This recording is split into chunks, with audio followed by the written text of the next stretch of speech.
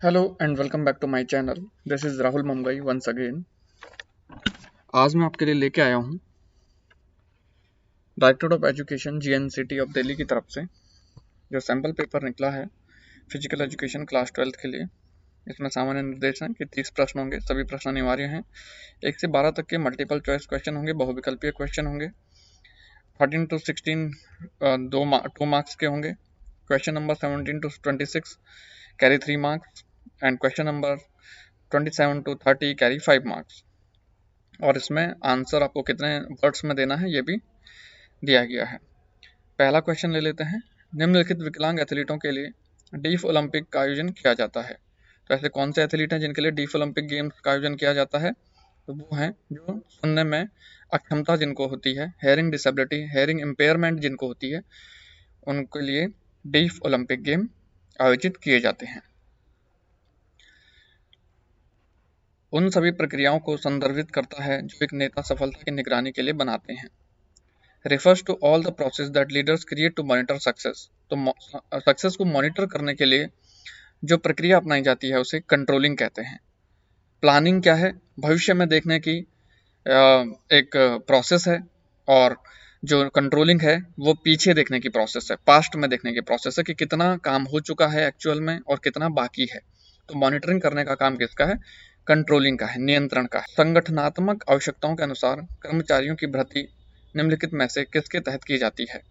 The recruitment of staff as per organizational need is performed under which of the following. तो जो नियुक्ति की जाती है वो नियुक्तिकरण द्वारा की जाती है। Staffing is the right answer. Valgum is the other name for which postural deformity. Valgum, गम का मतलब होता है चिपकाना, तो चिपकती किसमें टांगे? नॉकनी। तो इसका राइट आंसर है घुटनों का टकराना या नॉकनी। कक्षा 4 से लेकर 12 के लिए स्थायी खेलो इंडिया फिटनेस टेस्ट में सहन क्षमता को मापने के लिए किस परीक्षण का उपयोग किया जाता है? Which test is used to measure the endurance in स्थायी Khelo India fitness test for classes 4 to 12। तो जो इसमें आंसर है वो है 4 metre run and walk test. Anulom vilom किस जीवन शैली को ठीक करने में मदद करता है? अनुलोम विलोम उच्च रक्तचाप, हाइपरटेंशन को ठीक करने में मदद करता है, हाइपरटेंशन। नेक्स्ट वन देख लेते हैं। बेरी बेरी शरीर में किस विटामिन की कमी से होता है? Beriberi is called due to deficiency of which vitamin in the body. Beriberi जो होता है विटामिन B1 की कमी से होता है, और विटामिन B1 को थियामिन के नाम से जानते हैं। नियासिन किस विटामिन का वैज्ञानिक नाम है? विटामिन B3 का नाम नियासिन है। जो केमिकल नेम है, साइंटिफिक नेम है, वो विटामिन B3 का नियासिन है। 8 टीमों के लिए लीग टूर्नामेंट में खेले जाने वाले मैचों की संख्या की गणना करें। Calculate the number of matches to be played in a league tournament for 8 teams. जो लीग टूर्नामेंट होता है उसमें जो मैचेस के नंबर्स निकालने का, जो मैचों की संख्या निकालने का फॉर्मूला होता है वो होता है n(n-1/2)। तो जो इसका आंसर आएगा n(n-1), इसका मतलब क्या है? 8 ब्रैकेट में 8-1 जो कि हो जाएगा 7 डिवाइडेड बाई 2।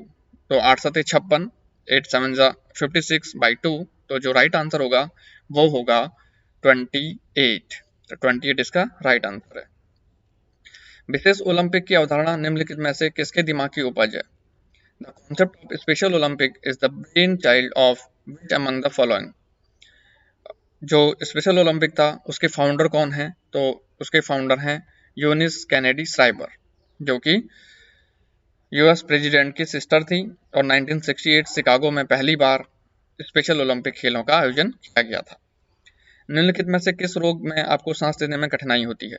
तो जो सांस लेने से संबंधित रोग है वो है इसमें से अस्थमा, वो है इसमें से asthma. Asthma is the right answer. उच्च रक्तचाप निम्नलिखित में से किससे संबंधित है?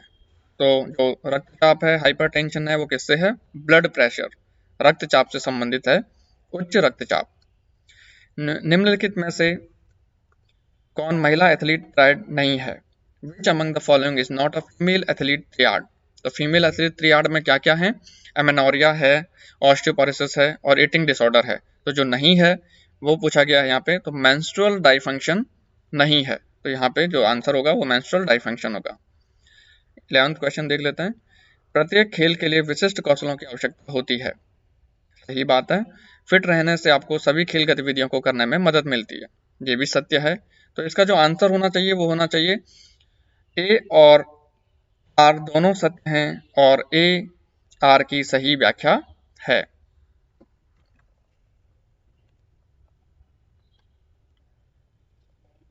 Each sports requires a specific set of skills, right? Being fit helps you to perform all sports activities. आप सभी गेम खेल सकते हैं अगर आप फिट हैं तो इसका जो राइट आंसर है वो होगा B. Both A and R true and R is the correct explanation of A. यहाँ पे मैचिंग है, देखते हैं। ऊर्जा देने वाले, शरीर का निर्माण करने वाले, शरीर का कुशन के रूप में प्रयोग करने वाले, खाद्य पाचन। तो यहाँ पे देख लेते हैं एनर्जी गिविंग फूड जो है वो है कार्बोहाइड्रेट। बॉडी बिल्डिंग फूड जो है वो है प्रोटीन। बॉडी क्वेश्चन का काम करता है फैट। और जो फूड डाइजेशन का काम करता है वो है फाइबर रफेज। तो ये राइट आंसर है इसके। नीचे दिए गए आसनों को पहचानें व उनके नाम लिखें। पहला है चक्रासन, इसको व्हील पोज भी कहते हैं। दूसरा है हल आसन, इसको प्लो पोज भी कहते हैं। तीसरा है भुजंग आसन, इसको कोबरा पोज कहते हैं। और चौथा है कैमल पोज उष्ट्रासन। तो इसके आपको नाम लिखने हैं। आसन संबंधी कुछ विकृतियां दी गई हैं, इनको पहचानें। पहला है देखिए नॉकनी है। दूसरा है स्कोलियोसिस है, लेटरल कर्वेचर ऑफ स्पाइन। तीसरा देखिए जो लुम्बर रीजन है यहाँ पे वो क्या है, लुम्बर रीजन है उसमें थोड़ा सा आगे की तरफ ये कर्व देखने को मिलता है, तो ये है लॉर्डोसिस, आगे की ओर कुबड़। और इसमें देखिए यहाँ पे कर्व दे रखा है इन्होंने, तो ये है काइफोसिस। पहला हो गया नॉकनी, दूसरा है स्कोलियोसिस, तीसरा है लॉर्डोसिस और चौथा है काइफोसिस। संतुलित आहार के कोई दो लाभ बताएं। संतुलित आहार क्या होता है? जिस आहार में उचित मात्रा और उचित अनुपात में सभी पोषक तत्व होते हैं वह संतुलित आहार कहलाता है। और संतुलित आहार के दो लाभ क्या हो सकते हैं कि आप हेल्दी रहते हैं, आपकी बॉडी जो है वो सही तरीके से फंक्शन करती है। मासिक धर्म की शिथिलता पर एक संक्षिप्त टिप्पणी लिखिए। Write a short note on menstrual dysfunction. तो इस पे आपको एक शॉर्ट नोट लिखना है। ऑस्टियोपोरोसिस पर एक संक्षिप्त टिप्पणी लिखिए। Write a short note on osteoporosis. Osteoporosis क्या होता है? जिसमें ऑस्टियो का मतलब होता है बोन और पोरोसिस का मतलब होता है छिद्र। तो जिसमें बोन डेंसिटी कम होने लगती है या बोन्स में पोर्स होने लगते हैं, छिद्र होने लगते हैं, वो ऑस्टियोपोरोसिस कहलाता है। तो इस पे आपको एक शॉर्ट नोट लिखना है जो कि 2 नंबर का होगा। नीचे एक स्कूल में आसन संबंधी विकृतियों के आंकड़े दिए गए हैं। देखिए आपको दिया गया है यहाँ पे कलर वाइज जो है वो आपको दिए गए हैं। चपटे पैर है वो ब्लू कलर का है। गोल कंधे हैं वो थोड़ा सा मैरून कलर का है। घुटनों का टकराना थोड़ा सा ग्रीन कलर का है और मेहंदी कलर का है। और धनुषाकार पैर ये थोड़ा सा बैंगनी कलर का है। तो इससे आपको कुछ यहाँ पे क्वेश्चन दिए गए हैं, उनको सही करना है। यहाँ पे देखते हैं अधिकांश छात्रों में कौन सी अधिकांश छात्रों में कौन सी आसन संबंधी विकृति पाई गई है। सबसे ज्यादा कौन सी पाई गई है? ब्लू कलर की है सबसे ज्यादा। जो पार्ट है ये वाला पार्ट देखिए, ये ब्लू कलर का है। तो यहाँ पे चपटे पैर, जो राइट आंसर होने वाला है इसका वो है चपटे पैर। छात्रों में कौन सी आसन संबंधी विकृति सबसे कम पाई गई है? सबसे कम वाला जो पार्ट है वो बैंगनी पार्ट है। और बैंगनी पार्ट देखिए धनुषाकार टांगे। तो जो आंसर होगा वो धनुषाकार टांगे होगा। कौन सी आसन संबंधी विकृति घुड़सवारी ठीक हो जाती है? जो हॉर्स राइडिंग है वो उसको कौन सी विकृति में किया जाता है, कौन सी पोस्चरल डिफॉर्मिटी में किया जाता है? घुड़सवारी जो है वो नॉक नी में किया जाता है। तो इसका आंसर होगा घुटनों का टकराना। On the basis of above data, answer the following question. Which postural deformity is found among majority of the student? तो वो है आपका flat foot. Which postural deformity is found least among the student? वो है आपका बैंगनी colour का bow leg. और which among them are cured by horse riding? उसका राइट आंसर है knock knee. क्वेश्चन है विक्रम 10वीं कक्षा का छात्र है और हाल ही में सेना के शारीरिक फिटनेस परीक्षण के लिए फिट होने के लिए अपने घर के पास एक फिटनेस अकादमी में शामिल हुआ है। उनके शारीरिक शिक्षा शिक्षक ने उन्हें संतुलित आहार का पालन करने की सलाह दी है। तो उपरोक्त कहानी के आधार पर निम्नलिखित प्रश्नों के उत्तर दीजिए। मस्कुलर व सुडौल शरीर बनाने के लिए विक्रम को अपने आहार में कौन सा पोषक तत्व लेना चाहिए? तो जब भी हम बॉडी बिल्डिंग की बात करते हैं, अपनी बॉडी को बिल्ड करने की बात करते हैं, मस्कुलर करने की बात करते हैं, तो उसका राइट आंसर होगा प्रोटीन। राइट आंसर होगा प्रोटीन। लंबी दौड़ के अभ्यास के लिए विक्रम को अपने आहार में किसकी वृद्धि करनी चाहिए? तो उसका राइट आंसर होगा कार्बोहाइड्रेट, क्योंकि एनर्जी चाहिए हमें। किस विटामिन की कमी से हाथ पांव में कमजोरी आ जाती है? तो यहाँ पे ये क्वेश्चन थोड़ा सा डिबेटेबल है, कंट्रोवर्शियल है। वैसे इसका राइट आंसर होना चाहिए था विटामिन डी या फिर विटामिन B12। आगे बढ़ते हैं। कटी चक्रासन की क्रियाविधि एवं लाभों की व्याख्या करें। कटी चक्रासन किस तरीके का होता है? ये मोटापे में कार्य करता है। कटी चक्रासन का एक पोज है जिसमें कटी का मतलब होता है कमर, चक्रासन का मतलब है कि घुमाना, ट्विस्ट करना। तो इसको वेस्ट ट्विस्टिंग या टर्निंग पोज भी कहा जाता है। और इसके जो लाभ हैं वो क्या है? बेनिफिट ऑफ कटी चक्रासन के क्या लाभ हैं? Improve the flexibility of the spine and waist, strengthen the spine and waist, good for relieving constipation, open up the neck and shoulder, provides a stretch in different muscles of arms, abdomen and legs, helps to relieve back pain। तो ये back pain में सहायता करता है, spine को flexible करता है, spine को मजबूत करता है, वेस्ट को फ्लेक्सिबल करता है, वेस्ट को स्ट्रेंथ करता है और कॉन्स्टिपेशन कब्ज होने से बचाता है। तो ये इसके फायदे हैं। जीवन शैली से संबंधित सामान्य रोगों की रोकथाम में आसनों की क्या भूमिका है? तो जीवन शैली से संबंधित जो सामान्य रोग हैं जैसे कि डायबिटीज है, मोटापा है, ओबेसिटी है, मधुमेह है, हाइपरटेंशन है जिसको उच्च रक्तचाप कहते हैं, और अस्थमा है, उसमें आसनों की महत्वपूर्ण भूमिका होती है। इनके थ्रू हम प्रिवेंट कर सकते हैं। इन आसनों को करके हम इन सभी बीमारियों को दूर कर सकते हैं। तो इस पे आपको एक नोट लिखना है। किसी 19 वर्ष की आयु की लड़की की बसाल मेटाबॉलिक दर की गणना करें जिसका शरीर का वजन 10 किलोग्राम और ऊंचाई 150 सेंटीमीटर है। Calculate the Basal metabolic rate of a 19-year-old girl whose body weight is 50 kg and height is 150 centimetre. तो इसके लिए हमारे पास में एक फॉर्मूला है, वो देख लेते हैं। Calculate your BMR, Basal metabolic rate, इसको रेस्टिंग हार्ट मेटाबॉलिक रेट भी कह लेते हैं। तो जो मैन के लिए है BMR देखिए और वुमेन के लिए, तो यहाँ पे हमको 19 वर्ष की बच्ची पूछी गई थी जिसका वेट है 50 kg और जिसकी हाइट है 150 सेंटीमीटर। तो जो वुमेन के लिए BMR है वो है 447.593 प्लस ब्रैकेट में 9.247 into weight in KG bracket close plus 3.098 into height in centimeter जो कि हमको दी गई है minus 4.330 into age in years. तो हमको सभी डेटा ऐसा ही दिया गया है, वेट केजी में दिया गया है, हाइट हमको सेंटीमीटर में दी गई है और एज हमको ईयर्स में दी गई है। तो हमें कुछ भी कन्वर्शन नहीं करना है, बस इस फॉर्मूले में वैल्यूज को रख देना है। तो इस तरीके से आप वैल्यूज को रखेंगे, पहले ब्रैकेट वाली जितने भी वैल्यूज हैं उनको सॉल्व करेंगे और उसके बाद में इनको प्लस करते जाएंगे और उसमें से जो लास्ट वन है उसको माइनस कर देंगे। तो जो आंसर होगा वो होगा 1292.373 BMR, बसाल मेटाबॉलिक रेट। तो ये जितने भी वैल्यूज यहाँ पे फॉर्मूला में दी गई हैं ये कांस्टेंट वैल्यू हैं, ये ऐसे ही रहती हैं। बस जो हमको क्वेश्चन से लेना है वो है weight in KG, height in centimeter, age in years. तो जो आंसर होगा इसका वो होगा 1292.373।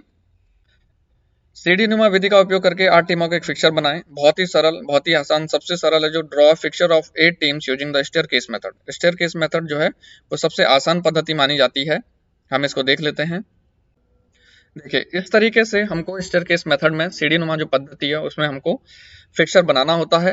पहला एक जो है वो दूसरे से मैच खेलेगा, दूसरा तीसरे से, फिर इस तरीके से आगे बढ़ते हुए क्रम में चलता रहता है। और देखिए किस प्रकार से सीढ़ियां बनी हुई हैं, तो इसीलिए इसको स्टेयरकेस मेथड के नाम से जाना जाता है, सीढ़ी नुमा पद्धति के नाम से जाना जाता है, क्योंकि ये एक स्टेयर्स का शेप ले लेती हैं। यदि आपके पास बड़ी संख्या में टीमें हैं तो आप किस प्रकार के टूर्नामेंट प्रारूप का उपयोग करेंगे? इस प्रकार के टूर्नामेंट की कोई 2 अन्य लाभ भी बताएं। Name the type of tournament format you will use if you have large number of teams. Also explain any 2 other benefits of this type of tournament. तो जब भी हमारे पास में नंबर ऑफ टीम्स ज्यादा होती हैं तो हम कौन से टूर्नामेंट का प्रयोग करते हैं या कौन से मेथड का प्रयोग करते हैं, कौन से फॉर्मेट का यूज करते हैं? हम नॉकआउट टूर्नामेंट करवाते हैं, क्योंकि उसमें टीमें जो भी अपना पहला मैच हारती हैं वो टूर्नामेंट से बाहर हो जाती हैं। और उसका ये भी बेनिफिट है कि इसमें लेस टाइम लगता है, लेस फाइनेंस लगता है, क्योंकि टीमें तुरंत तुरंत बाहर होती जाती हैं तो कम हमें समय की ज़रूरत होती है, रिजल्ट जल्दी निकल आते हैं, और जो फाइनेंस है, जो वित्त है, जो रुपया है, वो भी कम लगता है और हमको विनर मिल जाता है। रिजल्ट भी जल्दी से आते हैं, हमें मैन पावर भी कम चाहिए होती है। तो ये बेनिफिट है नॉकआउट टूर्नामेंट के। ईटिंग डिसऑर्डर के बारे में बताएं। ईटिंग डिसऑर्डर दो तरीके का होता है, और जो आपकी बुक में है वो यहाँ पे एसोसिएट करके दिया गया है फीमेल एथलीट त्रियाड के साथ में। जो ईटिंग डिसऑर्डर है वो एक होता है एनोरेक्सिया नर्वोसा और एक होता है बुलिमिया नर्वोसा। ईटिंग डिसऑर्डर्स क्या हैं? Eating disorders are a range of psychological conditions that cause unhealthy eating habits to develop. They might start with an obsession with food, body weight or body shape. Anorexia nervosa में क्या है? People with anorexia generally view themselves as overweight. वो अपने को क्या करते हैं? Overweight महसूस करते हैं if they are dangerously underweight themselves. अगर वो अंडरवेट भी हैं तो वो अपने को कैसे समझते हैं? ओवरवेट ही समझते हैं। तो इसमें दो तरीके का एनोरेक्सिया नर्वोसा है, एक है द रिस्ट्रिक्टिंग टाइप और दूसरा है binge eating and purging type. Individual with restricting type lose weight solely through dieting, fasting और एक्सेसिव एक्सरसाइज। जो रिस्ट्रिक्टिंग टाइप है उसमें क्या करता है व्यक्ति? खुद को रिस्ट्रिक्ट करता है, डाइटिंग करता है, फास्टिंग करता है और एक्सेसिव एक्सरसाइज करता है, ज़्यादा एक्सरसाइज करता है। Individual with the binge eating and purging type में binge on large amount of food और eat very little. Binge eating में क्या है कि वो बहुत ज़्यादा खाना खाता है या तो फिर बहुत कम खाना खाता है। In both cases after they eat they purge using activity such as vomiting, taking laxatives और डायरेटिक्स। और उसके बाद में वो क्या करता है? पहले वो खाना खा लेता है थोड़ा सा ज़्यादा, बिंज ईटिंग कर लेता है और उसके बाद में उसको वो पर्ज कर लेता है, बाहर निकाल लेता है, वॉमिटिंग के थ्रू, लैक्सेटिव के थ्रू और डायरेटिक्स के थ्रू। बुलिमिया नर्वोसा क्या है? People with bulimia frequently eat usually large amount of food in a specific period of time. एक शॉर्ट पीरियड ऑफ टाइम में बहुत ज़्यादा खाना खा लेते हैं बुलिमिया नर्वोसा वाले, और उसके बाद में इसको कंपनसेट करने के लिए उस खाने को वॉमिटिंग के थ्रू, लैक्सेटिव के थ्रू फिर से वॉमिट कर लेते हैं। तो बिंज का मतलब है period of excessive indulgence in an activity specially eating, drinking, watching etcetera. Binge का मतलब क्या होता है? किसी भी एक्टिविटी में बहुत ज़्यादा इंडल्ग होना या फिर इन्वॉल्व होना। तो इस तरीके से आपको लिखना है ईटिंग डिसऑर्डर में। किन्हीं 3 विटामिनों के नाम लिखिए तथा उनके जीवन में भूमिका भी लिखिए। Name any 3 vitamin and also write their role. तो आप विटामिन के नाम लिख सकते हैं, विटामिन ए लिख सकते हैं, विटामिन B1 लिख सकते हैं, विटामिन B3 लिख सकते हैं, विटामिन सी लिख सकते हैं, विटामिन डी लिख सकते हैं।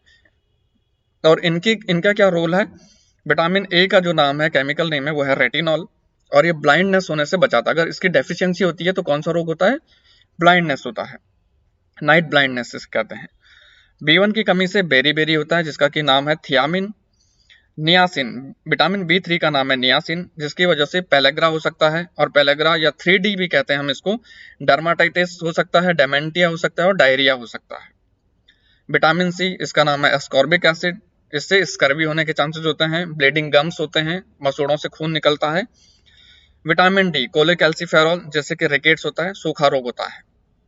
तो इस तरीके से इनकी भूमिका हमारे जीवन में बहुत ज़्यादा है। एक टूर्नामेंट के दौरान विभिन्न समितियां क्या भूमिका निभाती हैं?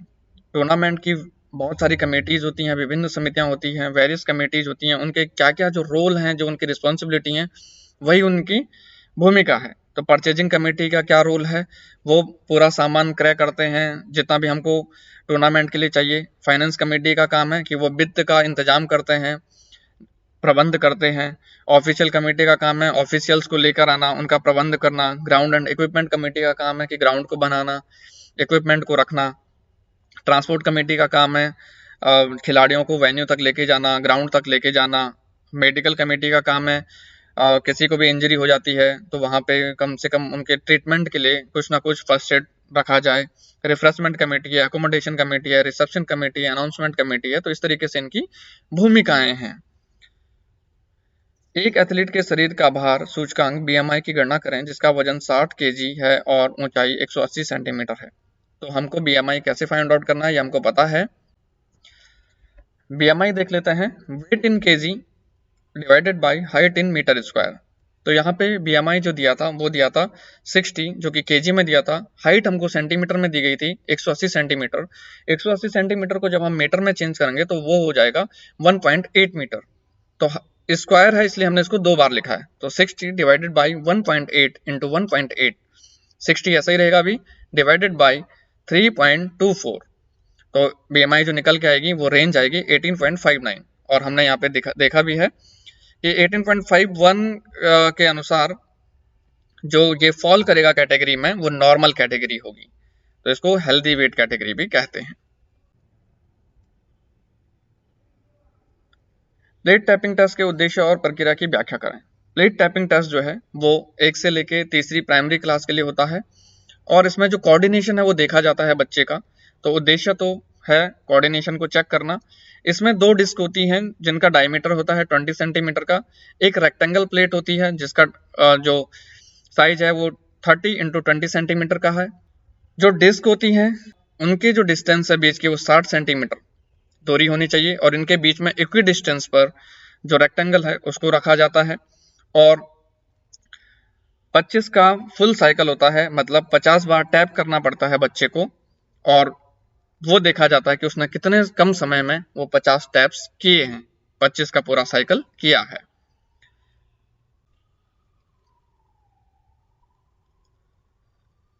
अंतर्राष्ट्रीय ओलंपिक समिति के क्या कार्य हैं, किन्हीं 3 के बारे में विस्तार से बताएं।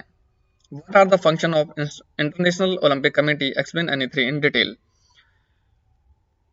जो ओलंपिक कमेटी के कार्य हैं वो क्या हैं? आईओसी जो इंटरनेशनल ओलंपिक कमेटी है उसके क्या कार्य हैं? To act against any form of discrimination affecting the Olympic movement. किसी भी प्रकार का भेदभाव होता है तो ये उसके अगेंस्ट रहते हैं और उसको सॉल्व आउट करते हैं, शॉर्ट आउट करते हैं। To lead the fight against doping in sports. Doping जो होती है उसके ये अगेंस्ट में है और उसको रोकने के लिए प्रतिबद्ध है। To ensure regular celebration of the Olympic games. ये इंश्योर करते हैं कि ओलंपिक खेलों का जो आयोजन है वो लगातार निरंतर चलता रहे और निरंतर चलता रहेगा। To encourage and support sports with culture and education. ये एनकरेज करते हैं, बढ़ावा देते हैं स्पोर्ट्स को कल्चर के साथ में, संस्कृति के साथ में और एजुकेशन के साथ में, शिक्षा के साथ में। To promote and develop sports infrastructures. जो खेल सामग्रियां हैं, स्पोर्ट्स स्टेडियम्स हैं, इक्विपमेंट्स हैं, प्लेयर्स की देखभाल है, ये सभी इंटरनेशनल ओलंपिक कमेटी कार्य करती है।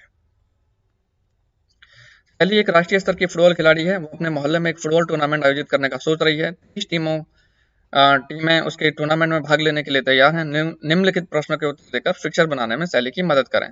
इसमें एक शॉर्ट कम्स है कि इसमें दिया नहीं है कि ये टूर्नामेंट किस तरीके का है, फिर भी आपको अंदाजा लगाना है। मैचों की संख्या जो है वो कैसे निकाली जाती है, ये है 30 टीमें हैं तो इसलिए ज़्यादा टीमें आई हैं तो हम नॉकआउट टूर्नामेंट करवाएंगे और जो मैचों की संख्या निकालने का फॉर्मूला होगा वो n-1 होगा, तो 22 मैचेस होंगे।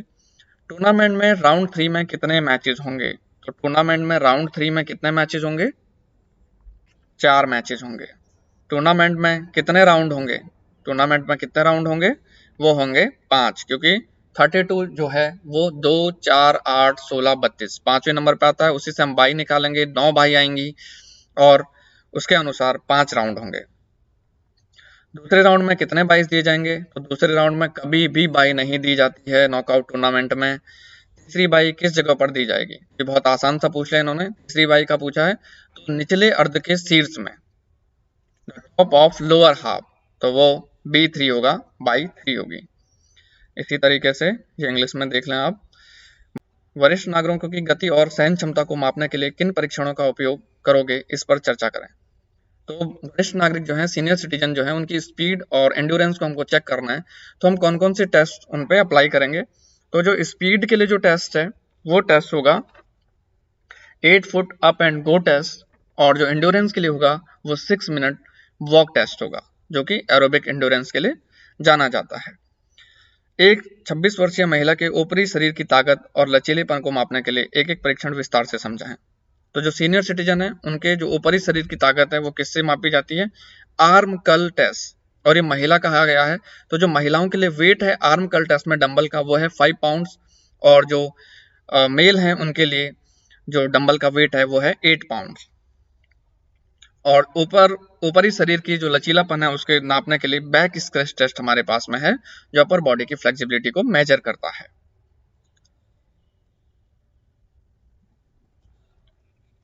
विशेष आवश्यकताओं वाले बच्चों के लिए शारीरिक गतिविधियों के महत्व की व्याख्या करें। शारीरिक गतिविधियों को उनके लिए सुलभ बनाने के लिए आप कौन सी 3 रणनीतियों का उपयोग करेंगे, समझाइए।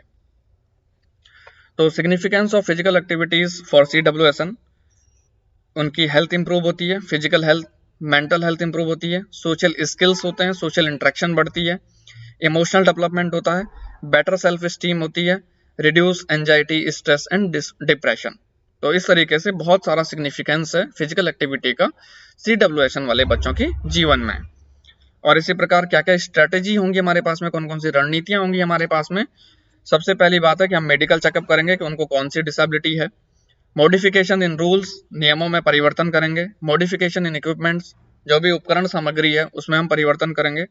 और जो हेल्दी एटमॉस्फेयर है हम उनको प्रोवाइड करेंगे। अकॉर्डिंग टू नीड, उनकी क्या नीड है, जरूरत के अनुसार उनको गेम खिलवाएंगे। अकॉर्डिंग टू इंटरेस्ट, उनका इंटरेस्ट कौन से गेम में है, कौन सी एक्टिविटी में है, हम उनसे वो करवाएंगे। मोटापे को परिभाषित करें। मोटापे को ठीक करने के लिए किन्हीं 2 आसनों की प्रक्रिया, लाभ एवं विपरीत संकेतों को लिखिए। ओबेसिटी क्या होता है? It can be defined as abnormal और excessive fat accumulation in the body. Excessive fat, बहुत मात्रा में, अत्यधिक मात्रा में जब वसा जमा हो जाती है शरीर में, तो उसको हम कहते हैं मोटापा। इसके लिए बहुत सारे आसन हैं, जैसे कि हल आसन है, प्लो पॉज है, उष्ट्रासन है, कैमल पॉज है। तो यहाँ पे आपको 2 आसन लिखने हैं। और जो हल आसन है उसका जो बेनिफिट है वो क्या है? इट मेक्स बैकबोन फ्लेक्सिबल, ये बैकबोन को फ्लेक्सिबल करता है। Reduce both belly and body fat, body fat को रिमूव करता है। उष्ट्रासन कैमल पोज है, किनको नहीं करना चाहिए? जिनको सीवियर बैक पेन हो, नेक इंजरी हो, उनको नहीं करना चाहिए। तो सावधानियां भी आपको देखनी है और बेनिफिट भी आपको देखने हैं। जीवन शैली संबंधित रोगों में कौन सी बीमारी सांस देने में दिक्कत संबंधित है? इस बीमारी के लिए सुझाए गए किन्हीं 2 आसनों की प्रक्रिया एवं विपरीत संकेतों को लिखिए। जो ब्रीथिंग से associate disease, life style disease है वो अस्थमा है। और अस्थमा में ताड़ासन, भुजंग आसन, ये बहुत ही बेनिफिशियल आसन है। अस्थमा में जो ताड़ासन है उसका जो बेनिफिट है वो है it strengthen the vertebral column, जो रीढ़ की हड्डी उसको ये स्ट्रेंथ करती है, शक्ति देती है, मजबूत बनाती है। Activates the nerves of the entire body, पूरी बॉडी में जो भी नर्व्स हैं उसको ये एक्टिवेट करती है। भुजंग आसन के क्या काम है, क्या बेनिफिट है? Increase flexibility, relieves stress and fatigue, strengthen the spine. तो इस तरीके से आप कॉन्ट्राइंडिकेशन भी लिख सकते हैं कि किनको नहीं करना चाहिए। प्रेग्नेंट वुमेन को नहीं करना चाहिए, जिसको सर्जरी हुई है उसको नहीं करना चाहिए, जिसके पैरों में बहुत ज़्यादा दिक्कत है वो खड़ा नहीं हो सकता है उसको ताड़ासन नहीं करना चाहिए, जिसके चेस्ट में बहुत पेन है, सीवियर नेक पेन है, उसको भुजंगासन नहीं करना चाहिए। ये था आपका question paper with solution. Thank you so much.